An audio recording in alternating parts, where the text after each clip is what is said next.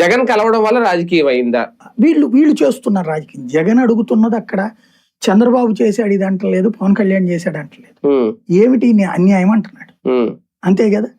ఒక వ్యక్తికి ఉన్నటువంటి స్వేచ్ఛా స్వతంత్రాన్ని హరించే అధికారం ఎవరిచ్చారు మీకు? ఇప్పుడు అతన్ని చెప్పాడు క్రాంతి కుమార్ది 8 సంవత్సరాల నుంచి ఒక్క కేసు లేదట. మరి అప్పుడు ఎందుకు పిలిచినట్టు అతన్ని? పిలిచి బాత్రూమ్ లో గడిగించడం ఇవన్నీ చేయించారట.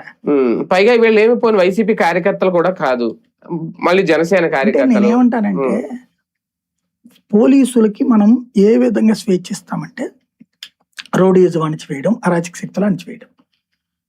అంతవరకు రౌడీయిజం ఉన్నప్పుడు అణచివేస్తే ఒక ఎత్తు. ఇప్పుడు నన్ను అడిగితే మేము చూసిన మా కాలేజీ డేస్ నాటి రౌడీయిజం పెద్దవాళ్ళు లేదు, లేదా ఎక్కడ కూడా లేదు రాష్ట్రం. ఆనాటి ఫ్యాక్షనిజం ఇప్పుడు లేదు. మీరు చూసిన శివ సినిమా నేను చూసిన కేసులతో పోల్చుకుంటే 30%.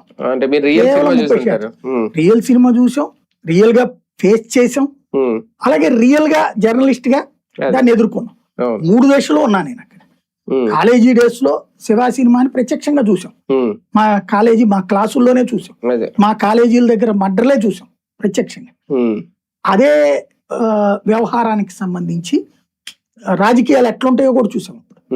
ఆ తర్వాతన ఒక జర్నలిస్ట్ గా దాని మీద పోరాడాం, కంట్రోల్ చేయడంలో కీలక పాత్ర పోషించాం. దాన్ని అణచివేసినటువంటి శక్తులైనటువంటి అధికారులు చూసాం, జర్నలిస్టులు అన్ని కోణాలు చూసాం. నేను చూసిన ఆ ఇన్సిడెంట్స్ సినిమాతో పోల్చుకుంటే 30% మాత్రమే కవర్ అయ్యింది.